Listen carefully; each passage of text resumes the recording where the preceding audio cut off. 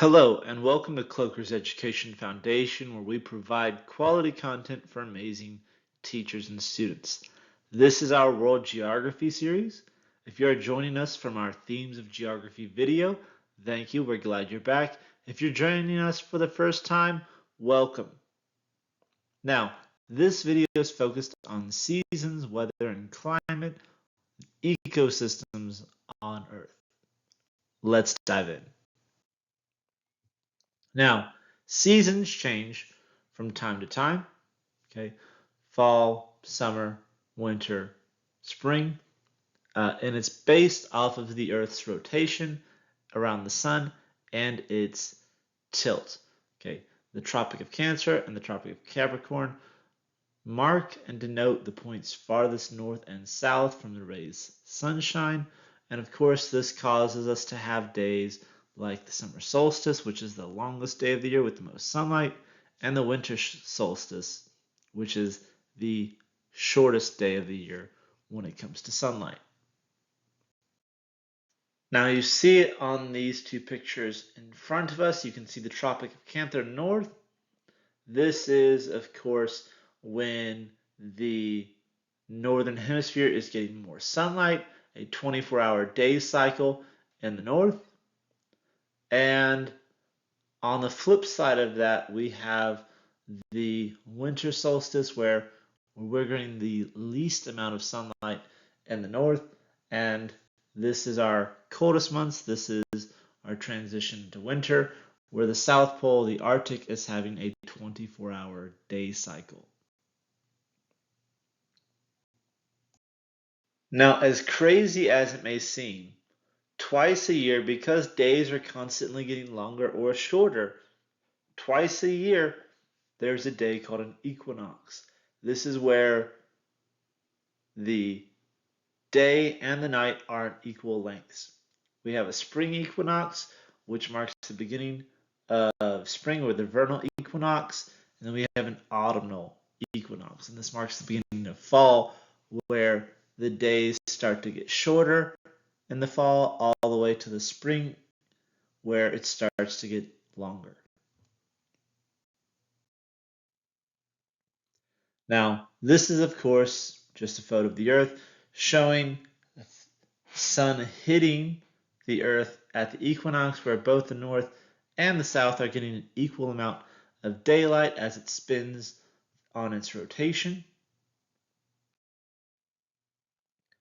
And as the Earth, again, starts to, or has been traveling around the sun because of the tilt, we have the spring equinox, the days are getting longer, we get the summer solstice, the longest day of the year, and then the days start getting shorter and shorter.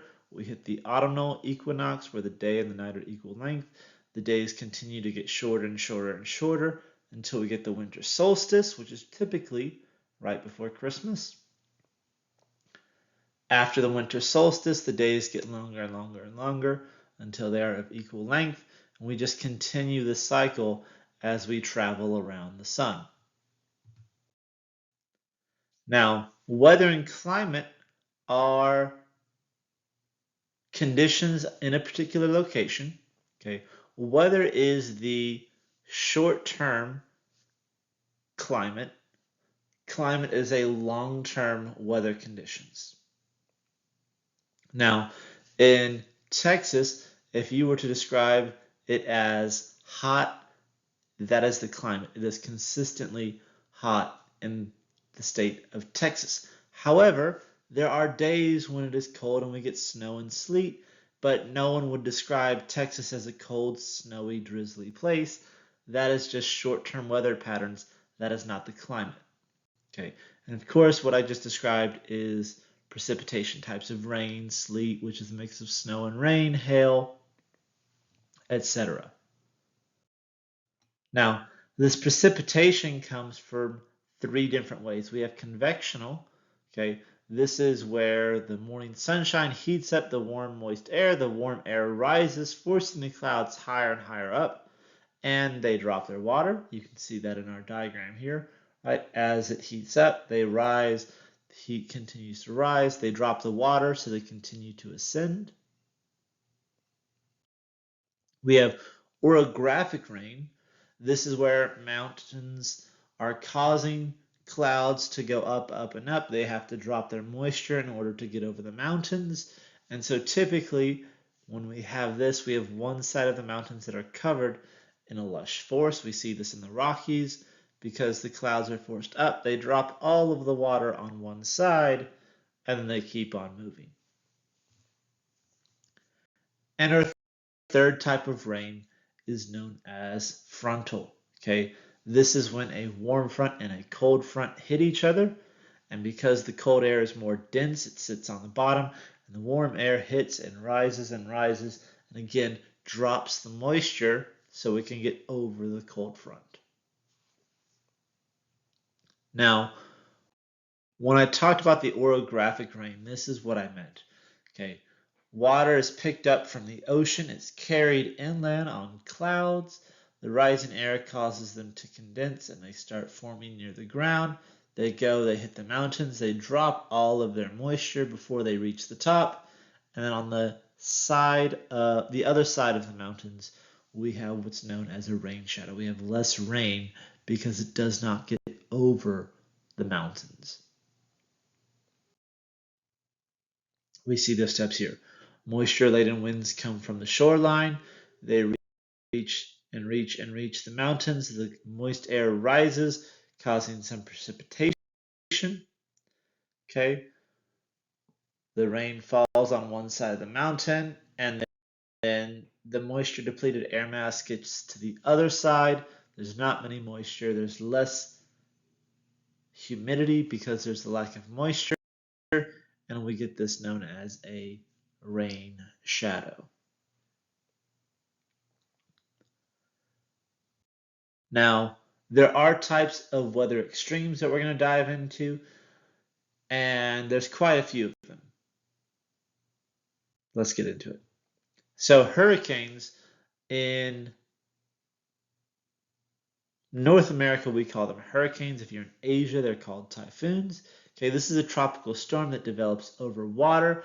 You can see in that photo it spins in a circular motion. As it makes landfall, it drops all of that moisture. Now, over land, okay, similar patterns emerge, and these are things called tornadoes, right? Where funnel-shaped clouds hit because of the mixing fronts. They spiral, and spiral, picking up speed, destroying the land and anything on the ground that they touch. And they can happen a lot quicker than typhoons because of the lack of moisture. Now, other types of extreme weathers, we have, of course, blizzards, where we have heavy snowstorms, right? Regular rainstorms happen all the time. When it is below freezing, that rain turns into snow and we have snowstorms.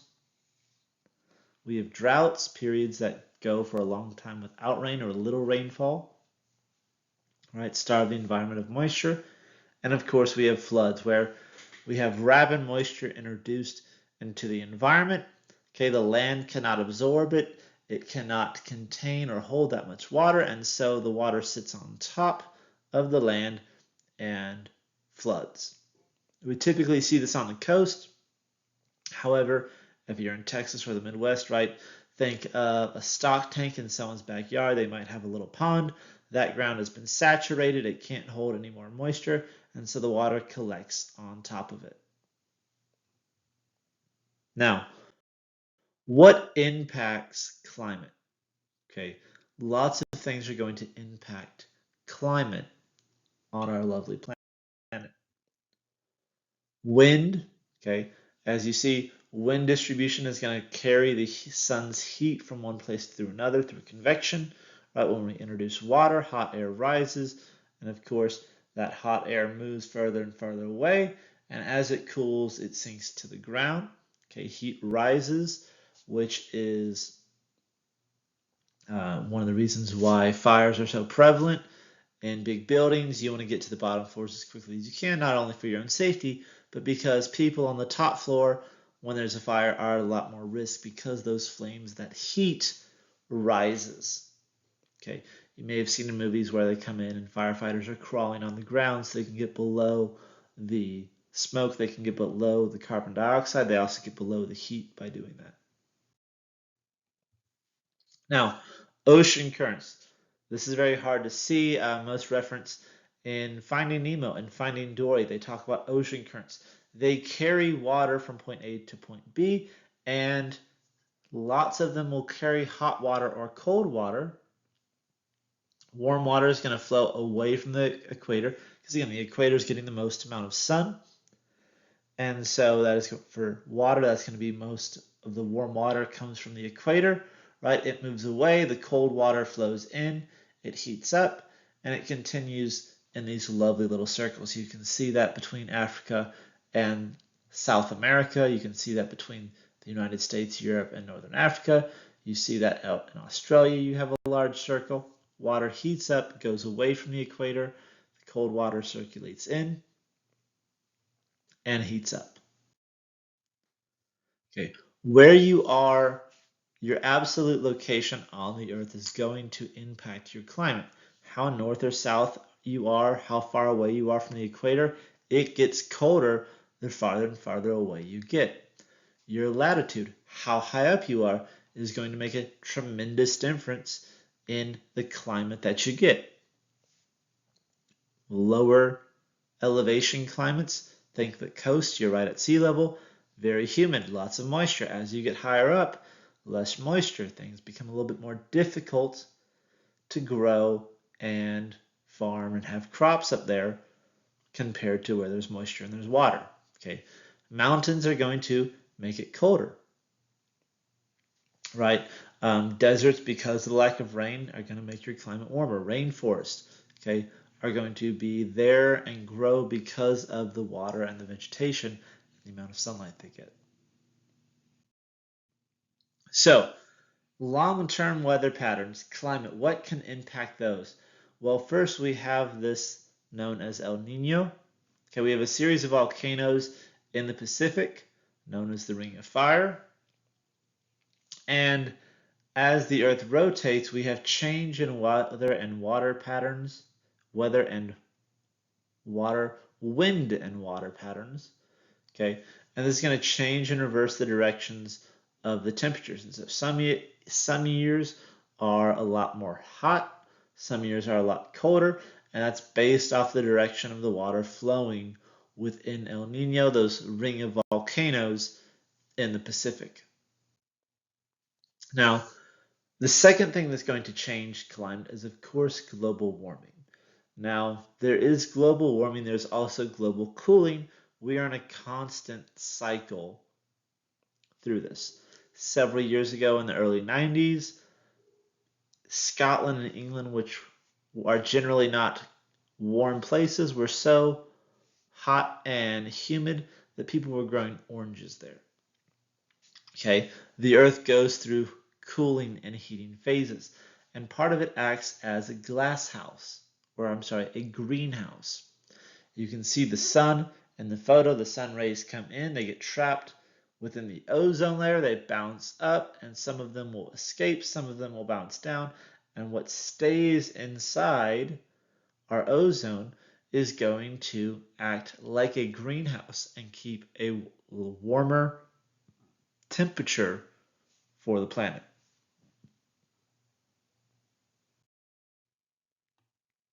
Now, soil and vegetation. I'm a little bit of an agricultural nerd, so this is going to be a lot more prevalent to me and what I'm interested in. I realize that not everyone's going to love to talk about dirt. Soil. Now, this is, of course, that thin layer of weathered rock in between our atmosphere and our layers of the earth. And most of our existence is owed, or most of our continued existence is owed to the top 6 inches of soil and the fact that it rains in most of the earth. Now, your types of soil are drastically going to impact your ecosystem and how that develops that interdependent community of plants and animals that are always interacting with each other for survival. Now, when we start talking about this, we're going to kind of divide ecosystems into 4 categories. We have forests, grasslands, deserts, and the tundra. Okay, most of us already have good ideas in our mind of what those look like. Now, forests are further classified into three different types of trees. We have deciduous forests. These are trees that shed their leaves, and we have coniferous forests. These are, of course, the needle, the pine, or the cone-bearing trees. And then we have rainforests, which are heavily tropical, lots of concentration, constantly growing, but because of the constant warmth and moisture, they are not going to drop their leaves as much as a deciduous forest. When it comes to grasslands, there are two real types of grasslands that are known and iconic. There's the savanna. Okay, this is in Africa, tropical grassland regions, grassy, mostly treeless, although we do have a few trees. And the steppe, northern hemisphere. Generally, when we refer to the steppe, we're talking about the Eurasian part, Siberia, of the Asian part of Russia, Mongolia, parts of China is generally referred to as the steppe. Grassy prairie, lots of grass, not many trees.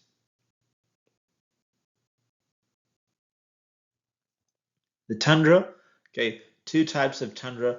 We have a flat treeless land, right? Because of the temperature, we don't have a lot of growth. As you can see, lots of rock, some grass when it kind of melts down, lots and lots of snow. Then as we continue to break down, we have the tundra and permafrost. And of course, the permafrost, this is where your soil does not very often reach above freezing. We do see some grass. Grass is the ultimate survivor. Grass can be starved, frozen, burned. It'll generally come back.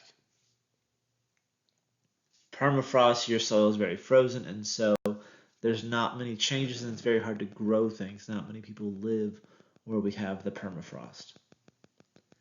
And our last, which is the desert. Very limited rain, very limited life forms, lots and lots of soil that's been stripped of its nutrients, very little trees, very harsh for the people that live out there.